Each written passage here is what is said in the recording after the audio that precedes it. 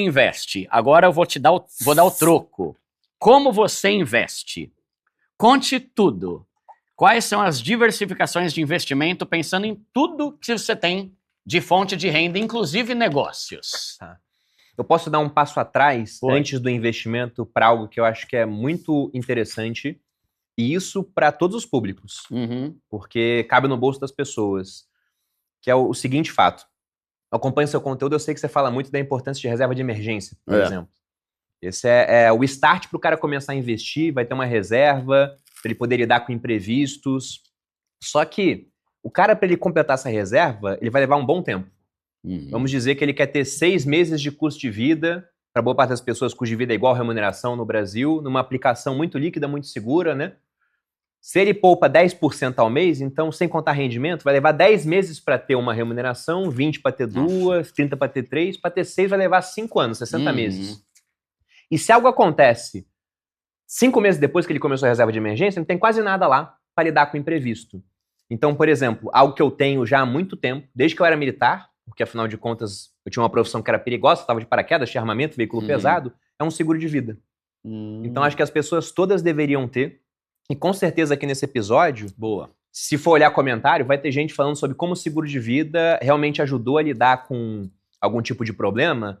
Inclusive, para o jovem que está assistindo, eu acho que é especialmente interessante, porque geralmente o jovem ele não faz seguro de vida, porque ele pensa, eu não tenho dependente, não tenho esposa, não tenho cônjuge, não tenho filhos, e meus pais estão numa situação de vida remediada, então não precisa ganhar dinheiro se acontecer alguma coisa comigo. Só que seguro de vida também serve no caso de acidentes e no caso de doença. E se a gente pensa no jovem, esse cara tem muito potencial para fazer muita coisa durante a vida. Então tem cara assistindo seu programa hoje com 18 anos que com 30 vai ter construído um negócio, vai ter contratado pessoas, vai estar milionário. Só que isso vai acontecer na trajetória normal da vida dele. Agora, se com 20 anos ele é atropelado e aí ele não morre, mas ele fica com uma sequela que impede ele de trabalhar como ele trabalhava antes... INSS meia boca. Exato. E aí ele não vai ter como construir aquele negócio, por exemplo, da mesma forma. O seguro de vida é isso. Você paga pouco para se proteger da pequena chance, que sempre existe, de algo dar muito errado na sua vida. Se acontecer, porque o cenário base é não ter que usar o seguro, essa é a melhor hipótese. Mas se acontecer, você recebe uma bolada para que você possa lidar melhor com o problema. É o negócio, né? Melhor ter e não precisar do que precisar e não ter, né? Exato. E é engraçado isso aí que você falou, né? É barato um seguro de vida, né? É barato. O pessoal pensa que é tipo igual seguro de carro, que é 3 mil, 4, 5 mil, é bem menos, né? E aí você vê o seguinte, né? Seguro de carro é mais caro que o de vida, geralmente, é que depende da idade. Só que as pessoas geralmente têm seguro de carro e não têm seguro de vida.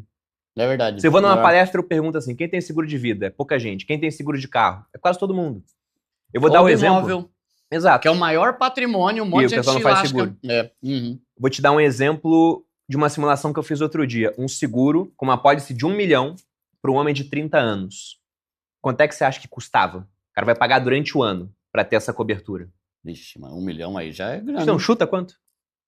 No ano? É. Uns 2 pau? R$1.100. Olha. Para um homem de 30 anos. Se fosse mulher, era mais barato. Então, por um valor muito pequeno, que se você divide mensalmente vai dar quase nada, você consegue, entre aspas, ter uma ajuda na sua reserva de emergência. Né? 1 milhão, meu, caramba. Porque se acontecer alguma coisa, esse seguro ele vem para você. Então, eu considero que antes do cara ele começar a investir, tem 3 coisas. Antes e durante, assim, né? Porque tem muita gente que não vai conseguir isso nesse momento. Mas deveria ser um objetivo de vida para as pessoas, para dar mais segurança para si e para sua família. Sim. Tem que ter reserva de emergência. Tem que ter um seguro de vida. Aí, o de 1 milhão deu R$1.000. Eu não posso R$1.000 por ano, Bruno. Então faz uma pólice de 200 mil. Já é grana. 300 mil. Vai ser mais barato, é proporcional e já te dá algum tipo de cobertura. E uma outra coisa também que é muito boa e que é mais barato para o jovem, porque ele tende a ter menos problema, é plano de saúde. Um erro que eu vejo o pessoal cometendo é que o cara fala, plano de saúde eu vou gastar 500 por mês. Dando exemplo de um cara jovem, né? Até menos do que isso muitas vezes. Mas eu quase não vou no médico. Então, ao invés de pagar o plano, eu vou pegar esses 500 e investir.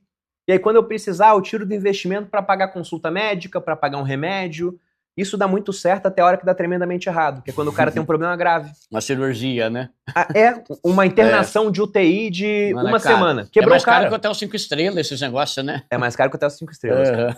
Então, justamente por isso, são coisas que vão te dar tranquilidade ao longo da vida. Boa. Entendeu? Boa, Plano de saúde é o mais caro desses 3, assim, digamos. Que seguro ele é bem dimensionável. E nem precisa, para pessoa mais simples, nem precisa ter um Albert Einstein, sírio-libanês. Só de ter algum lugar para você fazer uma cirurgia, Exato. mesmo que não seja o baita hotel, né? O baita hospital, né? Exato. Boa. Então esse é um ponto que eu considero que é muito importante. Eu tenho minha reserva de emergência, eu tenho meu seguro de vida, eu tenho meu plano de saúde, e eu tinha isso muito antes de ter o patrimônio que eu vinha construir.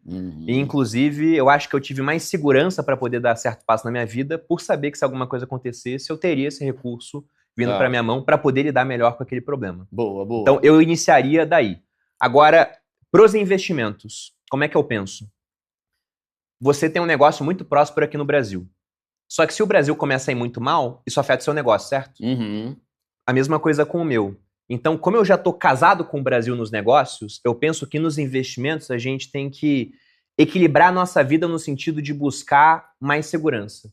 Então, eu invisto muito mais fora do que dentro do país. É mesmo? Porque o meu negócio depende do país. Então, eu prefiro ter meu patrimônio dependendo mais de coisas que não estão sujeitas às dinâmicas do Brasil. Se der ruim, teus negócios vão se lascar. Mas se der ruim, as suas finanças não vão se lascar. Exato. Tá. Então, eu considero que isso é quase um bote salva-vidas. Porque se o Brasil se mantiver o que ele é, e o que eu considero que é o Brasil? O Brasil é um aluno nota 4 na escola, que quando pega a recuperação, ele estuda, aí ele tira 8. Aí todo mundo fala, pô, o Brasil é inteligente, ano que vem vai pras cabeças. Só que ele volta a usar drogas e tira 4 de novo, entendeu? Então fica 4, 8, 4, 8, num ciclo eterno. Se o Brasil se mantiver dessa maneira, meu negócio ele vai dar certo. Tá. Agora, se o Brasil, por algum motivo que não está no meu cenário base hoje, mas se ele realmente afundar demais, e quando o Brasil tirar 4, ele estuda, né? Mas se ele quebrar essa dinâmica e for para tirar 2 e repetir de ano, e virar uma situação tipo Argentina, né? Ou até pior do que isso, eu vou agradecer muito ao Bruno do passado por ele ter tido a ideia de investir mais fora, já que ele dependia muito de Brasil no seu negócio. E também há certos motivos estruturais que me levam a investir mais fora. Porque, como eu disse para você, eu tenho zero capacidade de prever o valor de qualquer coisa amanhã, no mês seguinte. Agora, quando a gente pega algumas variáveis e começa a imaginar quem vai crescer mais no longo prazo, eu tenho um nível razoável de certeza de que os Estados Unidos devem ter uma trajetória melhor do que a nossa. Por alguns motivos. A começar, por exemplo, por tecnologia. A bolsa lá é muito mais tecnológica, que é só banco, né? Exato, cara. Eles criam tecnologia, a gente usa. E se você pega, isso serve para pessoas, para organizações e também para países. Como é que um país ele cresce? Ele cresce sendo mais produtivo, produzindo mais. E há basicamente, de maneira muito resumida, 2 formas de produzir mais. Ou você coloca mais gente para produzir, que é a história do mundo pós-revolução industrial, crescimento demográfico. A gente está vendo essa história mudar agora. E aqui no Brasil, se a gente pega a demografia, tá ficando ruim. Porque nos últimos 30 anos, a população brasileira cresceu quase 70%. Nos próximos 30, vai crescer nada. Você estão citou tendo menos filho. Muito menos filho. Você citou que, hoje o aposentado depende do INSS, mas não é suficiente. O cara ganha um salário mínimo. Ele depende dos filhos, né? No futuro vai estar pior. Porque o INSS, quando ele foi criado, em 1923, Lei Eloy Chaves, foi o embrião do que é o INSS hoje. Nós tínhamos 13 jovens para cada aposentado. Hoje temos 4. Nossa. Sendo que quase que 1 a cada 4 é um jovem neném. O Brasil é o segundo lugar no ranking de jovens neném, perde só para a África do Sul. Caramba. Só que no futuro, você vai ter menos jovens para cada aposentado, só que o aposentado que hoje o filho dele ajuda, esse cara não vai ter tido filho. Então ele estará pior. E se você pega a demografia americana, lá é melhor. Então vai ter mais gente, até porque eles atraem mais imigrantes. E não só o cara que vai para lá para fritar hambúrguer, limpar chão, eles atraem pessoas muito qualificadas. Se eu pergunto para você e para a audiência, as cabeças mais inteligentes do Brasil estão no Brasil ou estão fora do Brasil? Estão fora, né? Eu fico na dúvida do Brasil. Agora, se eu pergunto, as cabeças mais inteligentes da Índia estão na Índia ou estão nos Estados Unidos? Estados Unidos. É tudo CEO de empresa tech. Tem um monte de gente mega inteligente da Índia que não está na Índia mais. Então eles atraem mais gente, eles têm mais filhos, a demografia estará melhor. Se a gente pega a previsão da ONU, a previsão é que até 2050 o mundo saia de 8 para 10 bilhões de pessoas. Só que esses 2 bi a mais não estão distribuídos igualmente no mundo, porque nada está. Eles vão depender muito de Índia, de Nigéria, de Indonésia, Filipinas, países que crescem população. O único país desenvolvido que vai crescer população são os Estados Unidos. Caramba. Então, economia cresce, né? Produtividade, mais gente para produzir, lá vai ter mais gente, aqui não, ou as mesmas pessoas produzindo mais. Como é que a gente faz isso? Tecnologia. Um homem que pesca